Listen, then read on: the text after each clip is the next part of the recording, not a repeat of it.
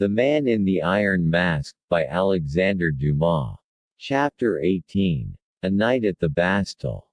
Pain, anguish, and suffering in human life are always in proportion to the strength with which a man is endowed. We will not pretend to say that heaven always apportions to a man's capability of endurance the anguish with which he afflicts him, for that, indeed, would not be true, since heaven permits the existence of death, which is, sometimes, the only refuge open to those who are too closely pressed, too bitterly afflicted, as far as the body is concerned. Suffering is in proportion to the strength which has been accorded, in other words, the weak suffer more, where the trial is the same, than the strong. And what are the elementary principles, we may ask, that compose human strength? Is it not, more than anything else, exercise, habit, experience? We shall not even take the trouble to demonstrate this, for it is an axiom in morals, as in physics. When the young king, stupefied and crushed in every sense and feeling, found himself led to a cell in the Bastille, he fancied death itself is but a sleep.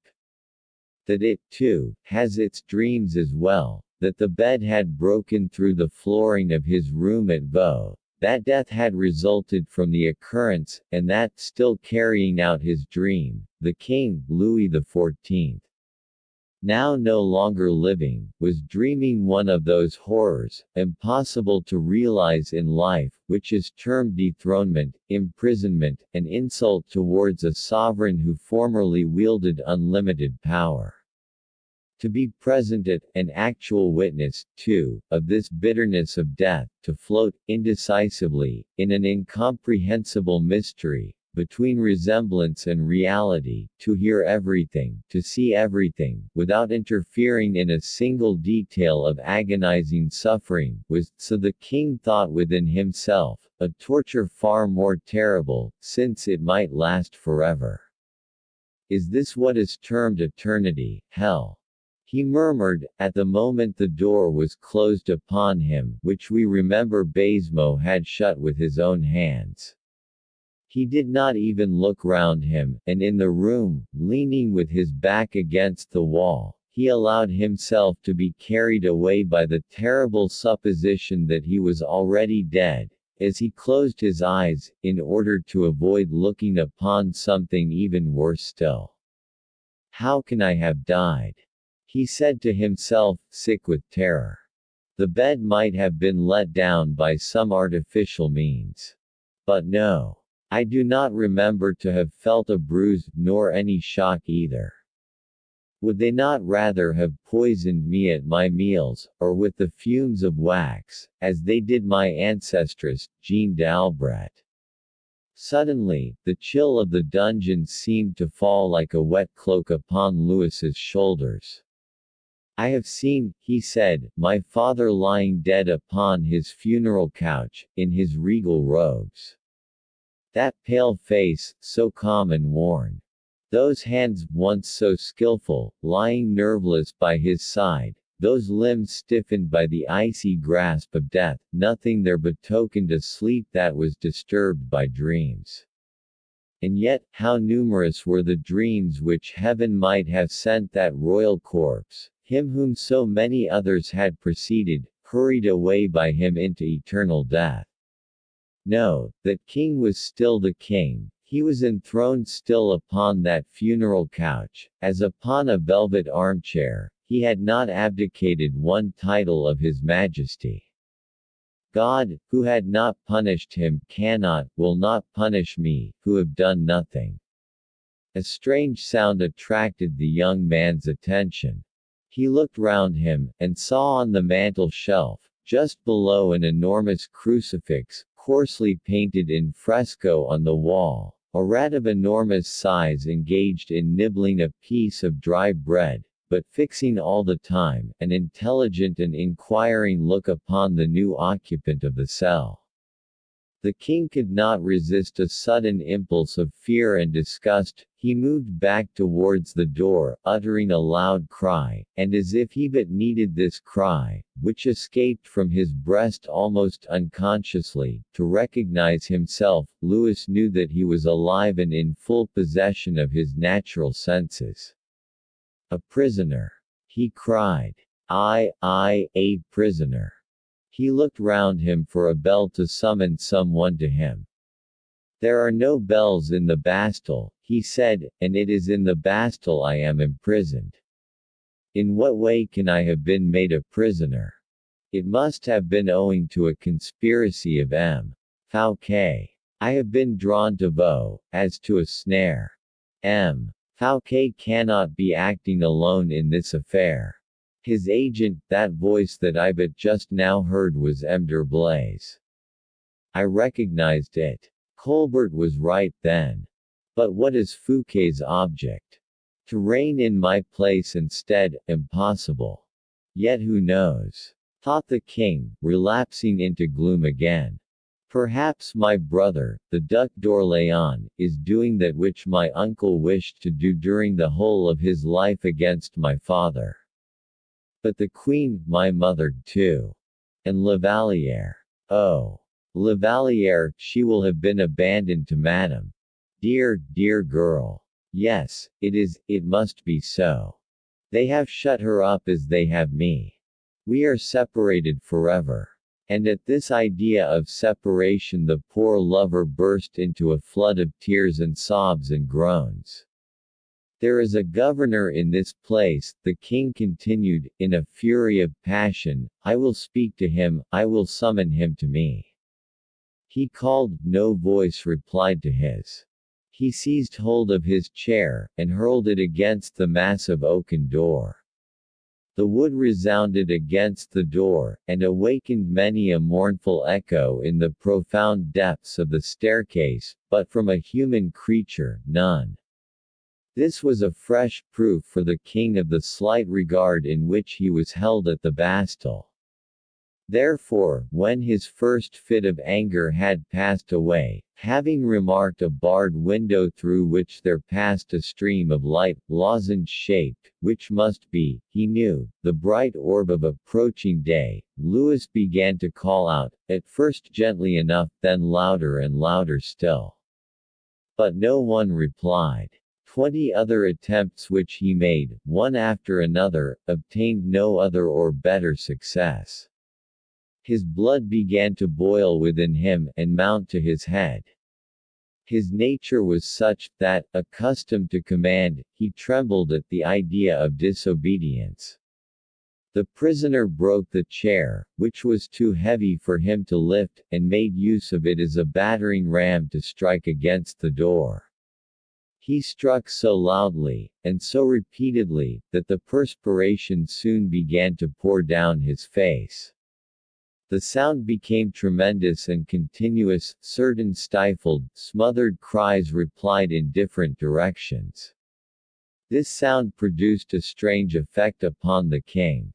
He paused to listen. It was the voice of the prisoners, formerly his victims, now his companions.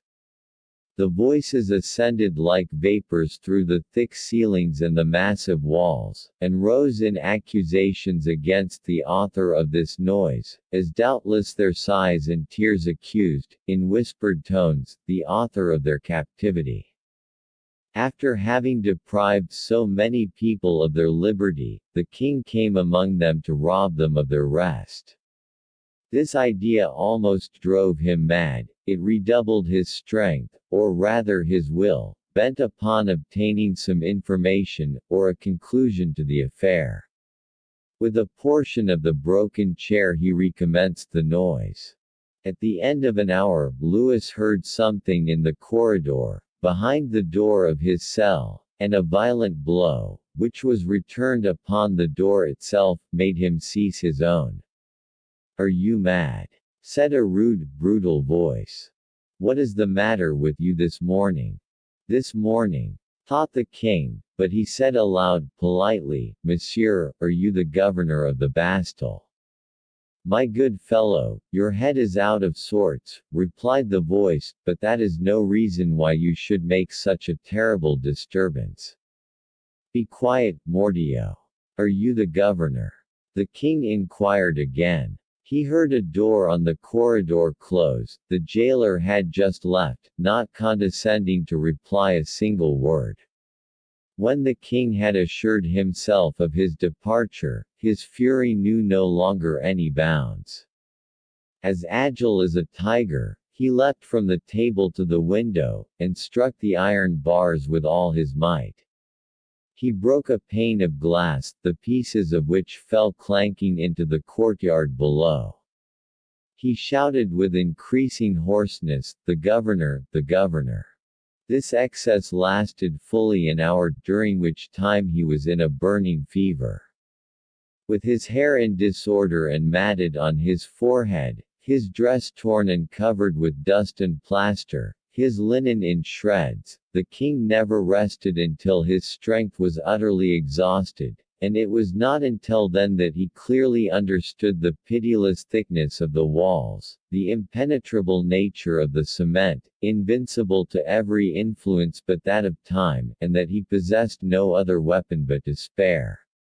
He leaned his forehead against the door, and let the feverish throbbings of his heart calm by degrees. It had seemed as if one single additional pulsation would have made it burst. A moment will come when the food which is given to the prisoners will be brought to me. I shall then see someone, I shall speak to him, and get an answer.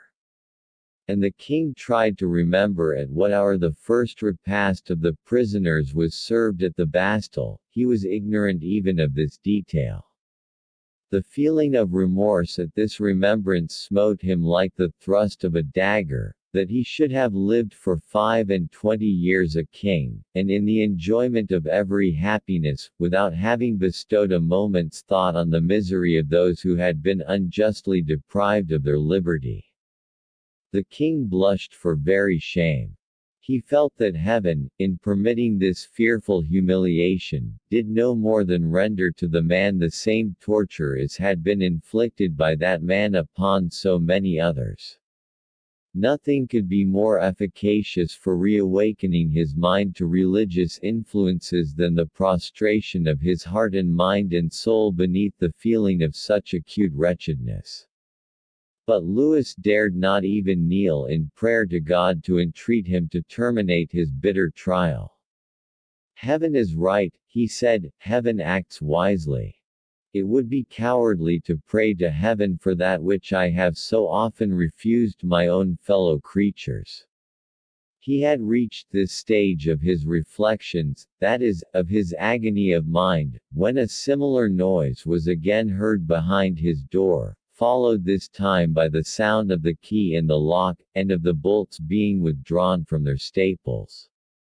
The king bounded forward to be nearer to the person who was about to enter, but, suddenly reflecting that it was a movement unworthy of a sovereign, he paused, assumed a noble and calm expression, which for him was easy enough, and waited with his back turned towards the window, in order, to some extent, to conceal his agitation from the eyes of the person who was about to enter. It was only a jailer with a basket of provisions. The king looked at the man with restless anxiety, and waited until he spoke. "Ah," said the latter, "you have broken your chair. I said you had done so. Why, you have gone quite mad." "Monsieur," said the king, "be careful what you say, it will be a very serious affair for you." The jailer placed the basket on the table, and looked at his prisoner steadily. "What do you say?" he said. "Desire the governor to come to me," added the king, in accents full of calm and dignity. "Come, my boy," said the turnkey, "you have always been very quiet and reasonable, but you are getting vicious, it seems, and I wish you to know it in time. You have broken your chair, and made a great disturbance. That is an offense punishable by imprisonment in one of the lower dungeons. Promise me not to begin over again, and I will not say a word about it to the governor. I wish to see the governor, replied the king, still governing his passions. He will send you off to one of the dungeons, I tell you, so take care. I insist upon it, do you hear? Ah, ah. Your eyes are becoming wild again. Very good. I shall take away your knife. And the jailer did what he said, quitted the prisoner, and closed the door, leaving the king more astounded, more wretched, more isolated than ever.